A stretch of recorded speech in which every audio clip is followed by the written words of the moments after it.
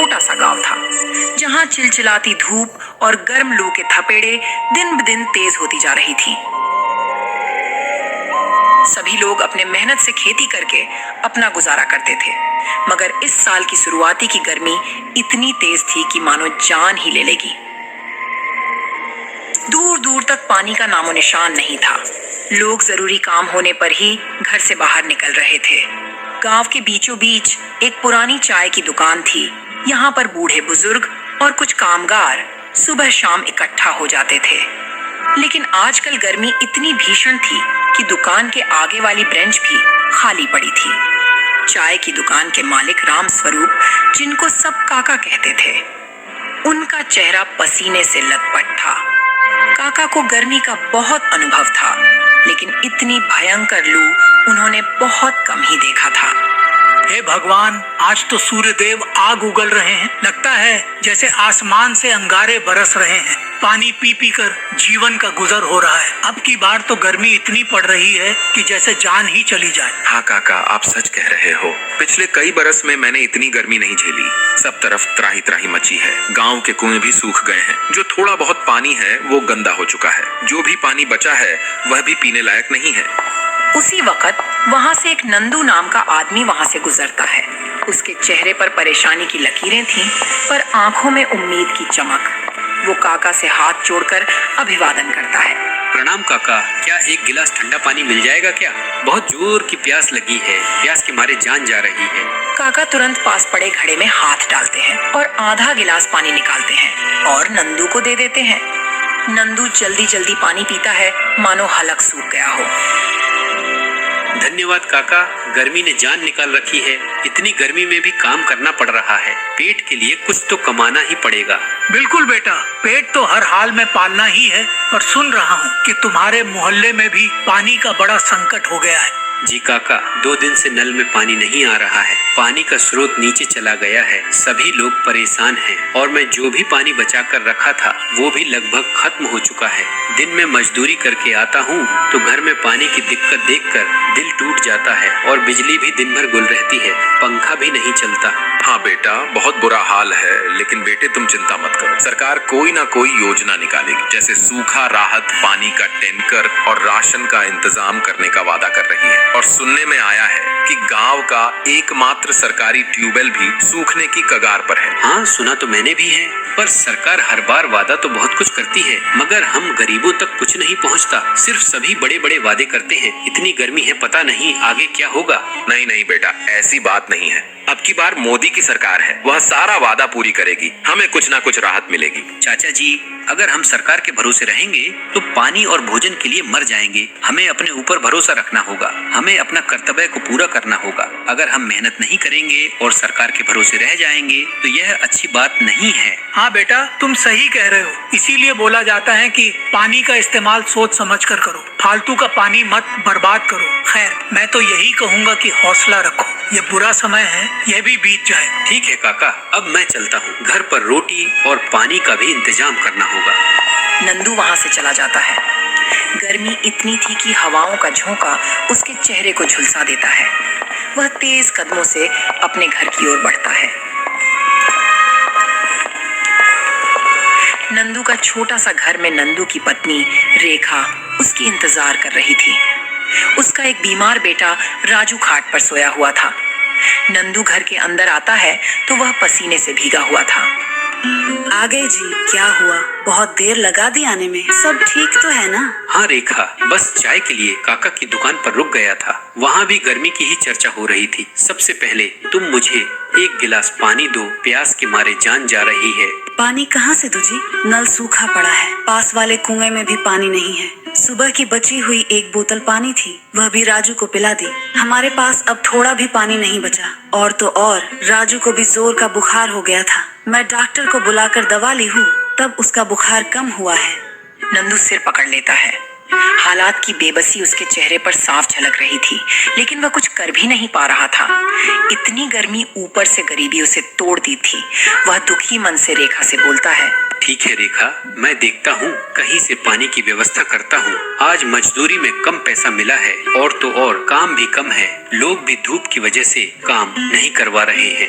कल जाकर देखूंगा कि किसी टैंकर से पानी खरीद कर लाऊंगा। सुन रही हूँ कि शहर से आने वाला पानी का टैंकर बीच में ही रोक दिया गया है। कुछ ठाकुर लोग टैंकर लाकर ऊंचे दामों में बेच रहे हैं। इतने महंगे पानी को हम कब तक खरीदेंगे, कुछ समझ नहीं आता। हमें कोई दूसरा रास्ता निकालना होगा। कोई बात नहीं, हम मिलकर कोई रास्ता निकाल लेंगे। तुम पहले आराम कर लो, बहुत थक गए होंगे। नंदू निराश होकर पास पड़ी खाट पर बैठ जाता है। तभी उसका बेटा राजू उससे कहता है, पापा पापा मुझे बहुत जोर की प्यास लगी है, मेरा गला सूख रहा है, मुझे पानी दे दो। नंदू का दिल पसीज जाता है। वह दुखी मन से अपने बेटा से बोलता है, बेटा थोड़ी देर सहन कर ले, मैं अभी पानी लेकर आता हूँ। पर उसे खुद भी नहीं मालूम कि पानी वह कहाँ से लाएगा। उस पर गरीबी और कर्ज और गर्मी तीनों का कहर टूट पड़ा था। वह बिना आराम किए पानी की तलाश में चला जाता है। गांव का एक चौराहा था जहां लोग कभी चहल पहल में जुटे रहते थे, लेकिन अब दोपहर में सड़कें सुनसान थीं। उसी गांव में ठाकुर रमेश सिंह रहता था। गांव का सबसे अमीर व्यक्ति था और गांव में दबदबा बनाकर रहता था। उसके बारे में तरह तरह की चर्चाएं थीं कि वो कभी कभी लोगों की मदद करता था, मगर ज्यादातर वह लोगों पर रौब जताता था और अपना स्वार्थ साधता था। उसी के साथ उसका खास आदमी कल्लू उसके साथ रहता था। वह हेरा फेरी, बेईमानी और मुनाफाखोरी में उसका नाम पहले था। वह अपने स्वार्थ के लिए कुछ भी कर सकता था। अरे कल्लू, इतनी धूप में क्यों खड़े हो भाई? ठाकुर साहब बस आपका ही इंतजार कर रहा था। सुना है कि पानी की बड़ी दिक्कत चल रही है। मैं सोच रहा था किसी तरह टैंकर का इंतजाम करके कुछ पैसा कमाया जाए। हाँ, ये गर्मी तो बहुत लंबी चलने वाली है। मैंने भी शहर से बात की है। कुछ सरकारी सप्लाई रुक गई है और कुछ हम इधर उधर करा रहे हैं। अगर तुम चाहो तो मेरे जानने वाले से टैंकर बुलवा कर पानी बेच सकते हो। थोड़ा मुनाफा हमारा, थोड़ा तुम्हारा। जी ठाकुर साहब, मैं तो तैयार हूँ, बस आप इशारा कीजिए। तुम चिंता मत करो, शाम को मेरे घर आना, तब तक मैं सारा जुगाड़ कर दूंगा। दोनों एक दूसरे की ओर देखकर मुस्कुराते हैं, जैसे कोई गोपनीय सौदा तय हो गया हो। कालू चल देता है। इधर नंदू एक टूटी फूटी बाल्टी लिए गांव के पार स्थित एक पुराने तालाब की ओर बढ़ रहा था, जहां शायद थोड़ी बहुत पानी की संभावना बची थी। तालाब तक पहुंचते पहुंचते नंदू पसीने में लथपथ हो जाता है। तालाब की हालत देखकर उसका दिल टूट जाता है। वहां सिर्फ काई जमी हुई थी, पानी बहुत कम था। नंदू को पानी गंदा लगता है, पर उसकी मजबूरी थी। वह आस पास नजर दौड़ाता है। तभी उसके पास एक बूढ़ी दादी आती है। अरे बेटा, यह पानी तो बहुत गंदा है। इस पानी से तो बीमारियां फैलेंगी। तुम इस पानी को क्यों भर रहे हो? क्या करूं दादी, पानी की इतनी किल्लत है कि घर में मेरी पत्नी और मेरे बच्चे प्यासे हैं। मैं उनके लिए कुछ नहीं कर पा रहा हूँ। मुझे तो मजबूरी में यही भरना पड़ेगा। नंदू अपने मजबूरी में पानी भर लेता है और घर की ओर चला जाता है। रास्ते में उसे मास्टर श्यामलाल मिलते हैं, गांव के सम्मानित शिक्षक, जिनका दिल बहुत साफ था। वो हमेशा लोगों की भलाई की सोचा करते हैं। इस भीषण गर्मी में भी मास्टर जी लोगों के घर जाकर समझाते हैं कि संयम और स्वच्छता को न छोड़ें। अरे नंदू, कहाँ से आ रहे हो? बहुत परेशान नजर आ रहे हो। नमस्ते मास्टर जी, तालाब से पानी भरने गया था। बेटा, ये पानी बहुत गंदा है, इससे बीमारी पकड़ने का खतरा है। घर पर इसे उबाल कर ही पीना, वरना डायरिया, उल्टी दस्त लग सकते हैं। जी मास्टर जी, मेरे पास और कोई चारा भी नहीं था। नल सूखा पड़ा हुआ है और कुआं भी सूखा पड़ा है। समस्या तो बहुत विकट हो गई है। प्रशासन भी हाथ खींचे बैठा है। कुछ लोग अपने मुनाफे के लिए पानी बेच रहे हैं। अब भगवान ही हमें बचाएंगे या मार डालेंगे। नंदू जल्दी से अपने घर जाता है और पानी उबालता है। फिर सभी लोग पानी पीते हैं।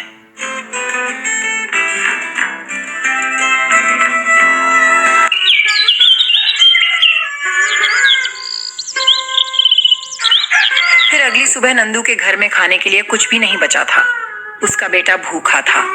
माँ, मुझे बहुत जोर की भूख लगी है, कुछ खाने को दे दो ना। भूख के मारे मेरी जान जा रही है। ठीक है बेटा, तुम थोड़ा देर इंतजार कर लो। पापा कुछ खाने की तलाश में जा रहे ही, कुछ ना तो कुछ खाने को लाएंगे ही। मैं और तुम्हारे पापा 2 दिन से पानी पीकर है। अन्न का एक दाना भी हमने नहीं खाया।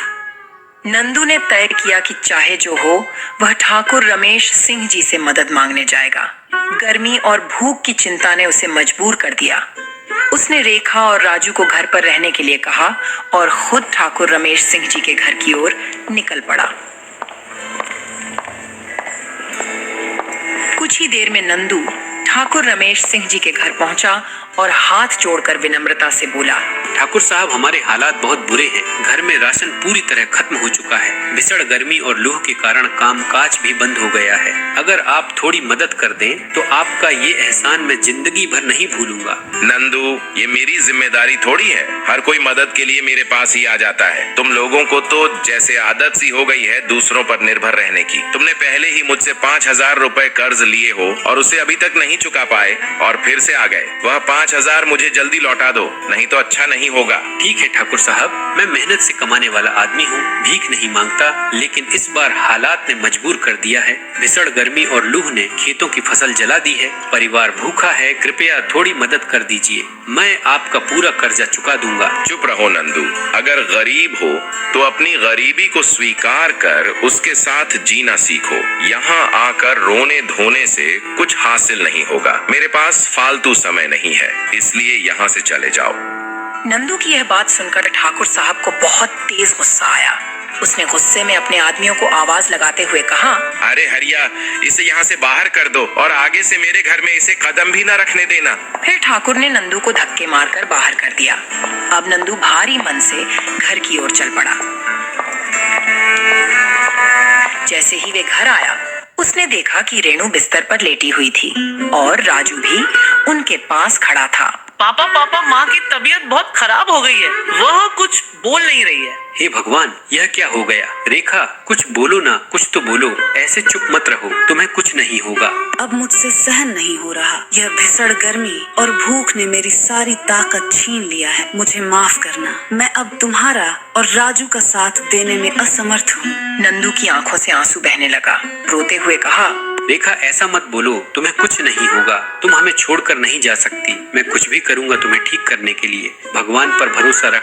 अजी, हमारे पास अब कुछ भी नहीं बचा। यह झुलसने वाली गर्मी और भूख ने मुझे पूरी तरह तोड़ दिया है। आप राजू का ख्याल रखना, उसे मेरी कमी महसूस नहीं होने देना। नंदू ने घबराकर रेखा की हालत देख पड़ोसियों को आवाज दी, पर भीषण गर्मी और चिलचिलाती धूप के चलते कोई भी सहायता के लिए नहीं आया। अरे कोई है, कोई तो मेरी सहायता करो, नहीं तो मेरी बीवी मर जाएगी। राजू के पापा, अब मेरी चिंता मत करो। जितना कर सको राजू के लिए करो।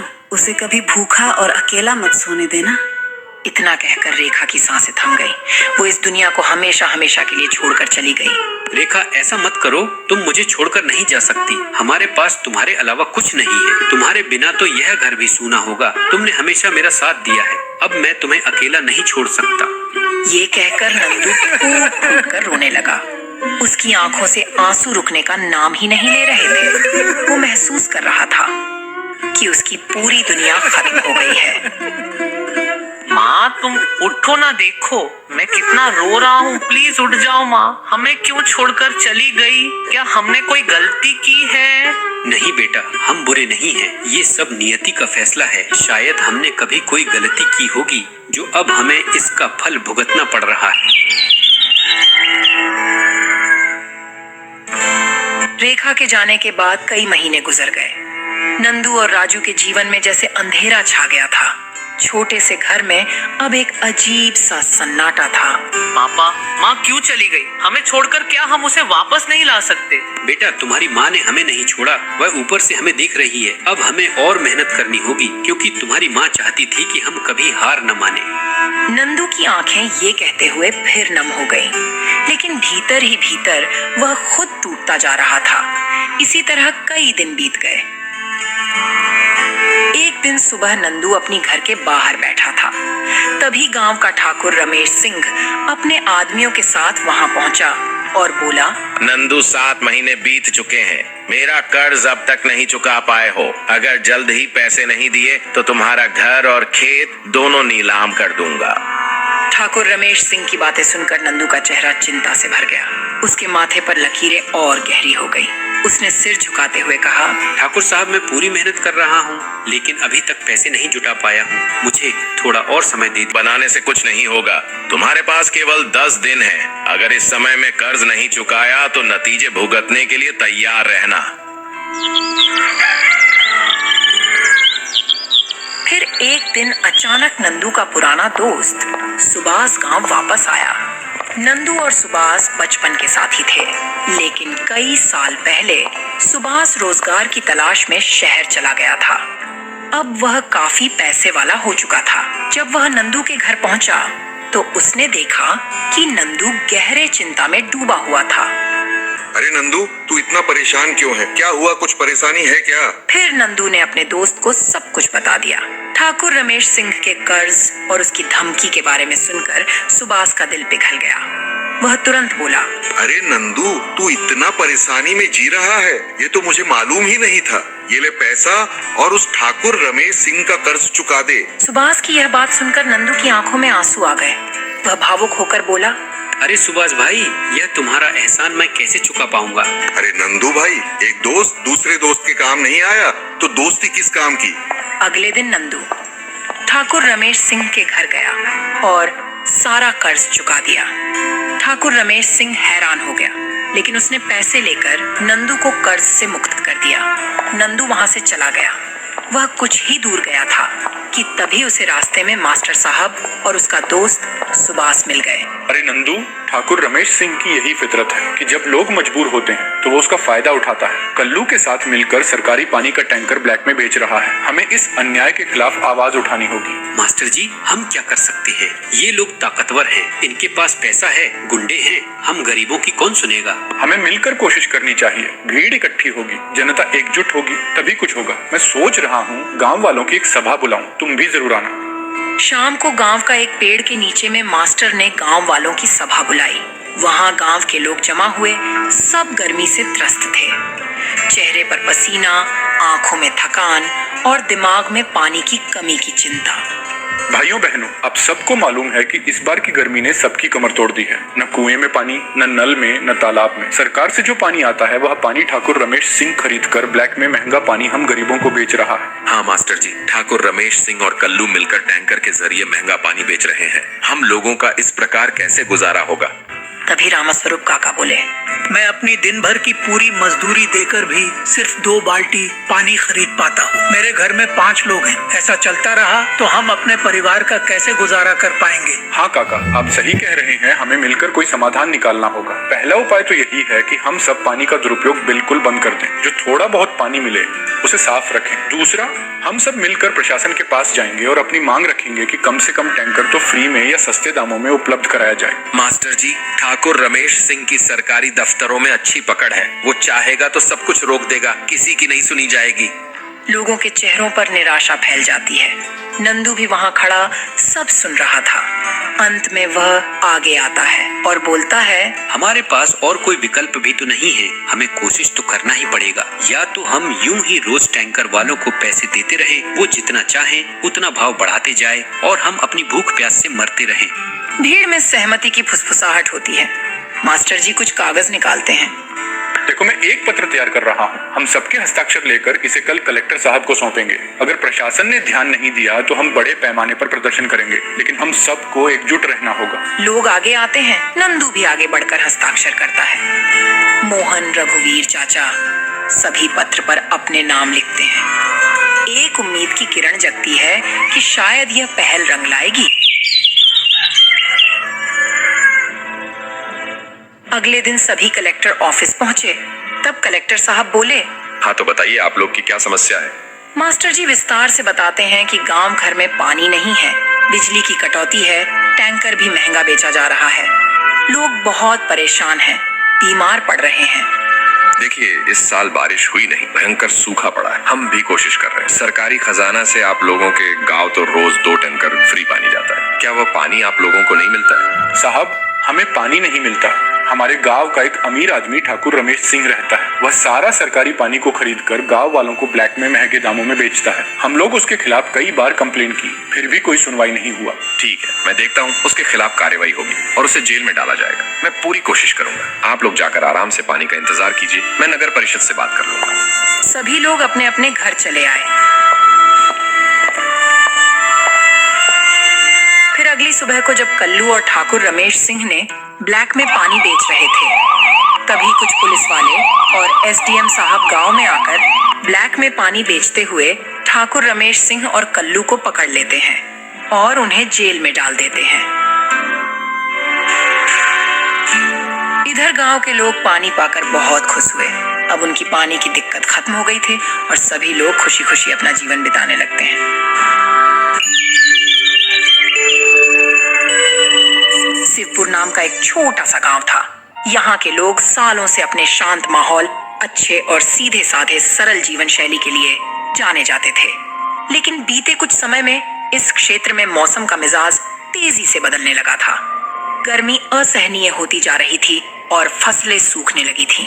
सभी लोग गर्मी से बेहाल थे, फिर भी एक दूसरे की मदद करते हुए जीवन चलाने की कोशिश करते।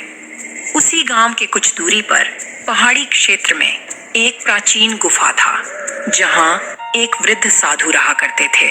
उनके बारे में कहा जाता था कि वे इंद्रियों पर नियंत्रण रखने वाले बड़े ही दयालु और अनुभवी साधु हैं। कुछ लोगों ने उन्हें साधु और कुछ ने फकीर भी समझा, लेकिन असल में वे एक व्यक्ति ही थे। उनका नाम महात्मा शिवानंद था, जो वर्षों से तपस्या कर रहे थे। वे अपने दिव्य तप से पहाड़ की उग्र जलवायु को भी सहन कर लेते थे, किंतु इस बार मौसम इतना विकराल रूप ले चुका था कि उनकी सहन शक्ति भी चूकने लगी थी। हे प्रभु, यह कैसी अग्नि परीक्षा है। मेरे शरीर की समस्त शक्ति मानो सूख सी गई है। इस भीषण गर्मी में भी मैंने सदा उपवास और साधना को ही अपना जीवन बना लिया है, पर अब शरीर जवाब दे रही है। गर्मी से साधु महाराज की हालत खराब होने लगी थी। गुफा के बाहरी हिस्से में सूरज की रोशनी इतनी तीव्र थी कि अगर कोई बाहर खड़ा होता तो कुछ ही देर में पसीने से लथपथ हो जाता। पहाड़ी इलाका में जो छोटे मोटे तालाब थे वह भी सूख चुके थे और वह पानी के बिना और भी तड़प रहे थे। ऐसे में साधु बाबा ने सोच लिया कि आज उनको किसी भी तरह गांव जाकर लोगों से सहायता लेना ही पड़ेगा। गुफा में अब और रुकना जीवन के लिए खतरा हो सकता है। सुबह का समय था, पर धूप इतनी तेज कि लगती थी कि मानो दोपहर हो गई है। साधु शिवानंद अपने शरीर को संभालते हुए धीरे धीरे पहाड़ से उतर रहे थे। उनकी चाल डगमग हो रही थी, कंठ सूख चुका था, पर मन में अभी भी उम्मीद थी कि गांव के लोग उनकी सहायता जरूर करेंगे। रास्ते में उन्हें एक चरवाहा मिलता है, जो अपनी भेड़ियों को पहाड़ पर चराने ले जा रहा था। अरे बाबा जी, आप इस भीषण गर्मी में कहाँ निकल कर जा रहे हैं? आपकी तबीयत तो ठीक है ना? हे बेटा, मुझे कुछ पानी की आवश्यकता है। बहुत कष्ट में हूँ। क्या तुम्हारे पास पानी है? चरवाहा असमंजस में पड़ जाता है। उसके पास भी सिर्फ एक छोटा सा पानी का मशक था, जो पूरे दिन उसके लिए काफी मुश्किल से चलता था। कुछ क्षण सोचने के बाद वह थोड़ा पानी साधु को दे देता है। बाबा, मेरे पास ज्यादा पानी नहीं है, पर जो है वह आपको दे रहा हूँ। आप गांव पहुँचे तो और लोगों से भी मदद मांग लेना। साधु को थोड़ी राहत मिलती है। उन्हें इस चरवाहे में उम्मीद की किरण दिखती है। साधु उसे आशीर्वाद देकर आगे बढ़ जाते हैं। जब साधु गांव के पास पहुंचते हैं तो देखते हैं कि गांव के पास में ही एक ही कुआं था, जो अब लगभग सूख सा गया था। गांव के लोग दिन भर उसका पानी निकालकर अपने अपने काम में लगा लेते थे। साधु शिवानंद जब गांव में दाखिल हुए तो सबसे पहले उन्हें तेज धूप ने इतना तपन दिया कि उनके गर्दन पर चमकती पसीने की बूंदें झलक आईं। गांव की गलियों से गुजरते हुए वे देखते हैं कि अधिकतर मकान मिट्टी के बने थे। कुछ बैल बेचैन होकर तड़फड़ा रहे थे। थोड़ी दूर जाने पर साधु को कुछ लोग दिखाई देते हैं, जो मिलकर एक सूखे तालाब की तलहटी साफ कर रहे थे। अरे शंभू भाई, लगता है ये गर्मी हमारी जान लेकर ही मानेगी। इतनी गर्मी, ऊपर से गर्म हवा शरीर को जला दे रही है। हाँ, तुम सही कह रहे हो, पर हम कर भी क्या सकते हैं? गांव में सभी परेशान हैं। अब तो कुआं का पानी भी खत्म होने वाला है। अगर पानी खत्म हो गया तो हम सब पानी के बिना तड़प तड़प कर मर जाएंगे। हे भक्तों, क्या कोई मेरी सहायता कर सकता है? मुझे पानी की अत्यंत आवश्यकता है और यदि कुछ छाया या विश्राम का स्थान मिल जाए तो मैं आपका आभारी रहूंगा। ग्रामीणों ने उन्हें देखा पर कोई खास उत्सुकता नहीं दिखाई। उन्हें लगा कि यह कोई साधु या भिक्षुक होगा जो भीख मांगने आया है। बाबा, अपने लिए पानी जुटाना इस समय हमारे लिए भी मुश्किल हो रहा है। हम खुद यहाँ सूखे तालाब की सफाई कर रहे हैं ताकि बरसात आए तो पानी संग्रहित कर सकें। ऐसा नहीं है कि हमारे पास कोई भंडार है जिसे हम लुटा दें। मैं समझ सकता हूँ बेटा, पर मेरी दशा बहुत दयनीय है। मैं पहाड़ से नीचे आया हूँ, गुफा में रहता था। अब इस अत्यधिक गर्मी के कारण मेरा शरीर साथ नहीं दे रहा। सिर्फ कुछ घूंट पानी और थोड़ा विश्राम दे दो। साधु महाराज को इतना कहने पर भी कोई उनको एक गिलास पानी तक नहीं दिया। फिर वह आगे बढ़ते हैं।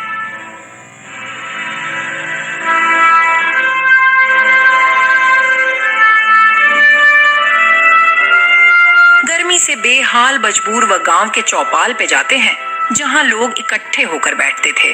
चौपाल के बीच में एक बड़ा वृक्ष था जिसकी छाया ही कुछ राहत देती थी।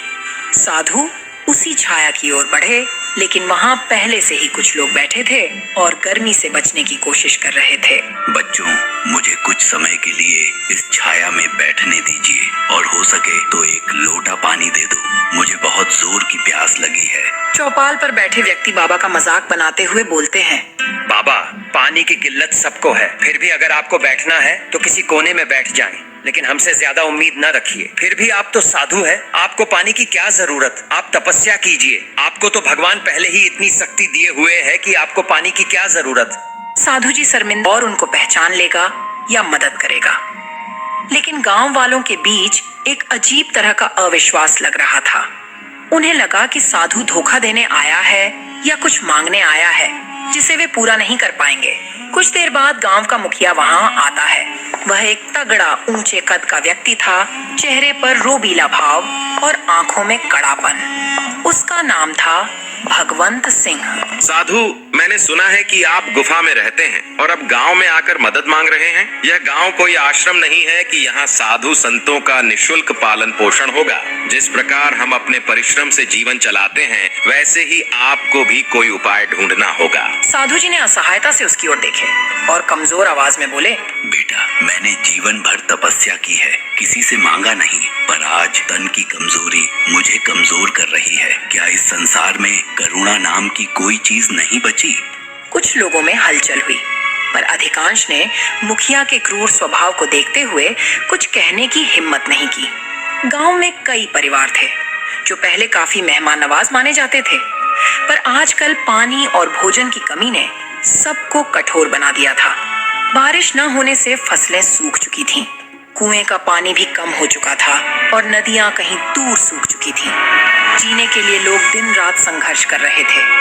घर के अंदर एक बुजुर्ग महिला अपनी पोता को पंखा डोला रही थी। उसे तेज बुखार था। साधु जब गांव में घूम घूम कर लोगों से मदद मांग रहे थे, तब उन्हें कई मकानों से क्रूर भाषा का प्रयोग मिला। कुछ जगहों पर मना कर दिया गया तो कहीं उन्हें डांट फटकार सुननी पड़ी। यह सब देखकर साधु के हृदय में बड़ा दुख हुआ। वे सोचने लगे, क्या यही मनुष्यता है? क्या सच में लोग इतने स्वार्थी हो गए हैं कि किसी की सहायता करने में असमर्थ हैं? गर्मी अपना रौद्र रूप ले रही थी। जमीन तप रही थी, हवा गर्म लपटों की तरह चल रही थी। गांव के पशु पक्षी तक तड़प रहे थे। साधु के पैरों में छाले पड़ चुके थे। साधु बाबा ने गांव के बगल में एक छोटा सा बगीचा में जाते हैं। साधु को लगा कि वहां कम से कम छाया तो मिलेगी। वे वहां चले गए। बगीचा में उन्हें एक युवा लड़की दिखाई दी जो सूखी लकड़ियों का गट्ठर उठाए हुए थी।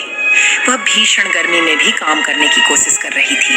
बेटी, क्या तुम मुझे एक लोटा पानी दिलवा सकती हो? मैं बहुत प्यासा हूँ। लड़की के चेहरे पर दया का भाव था।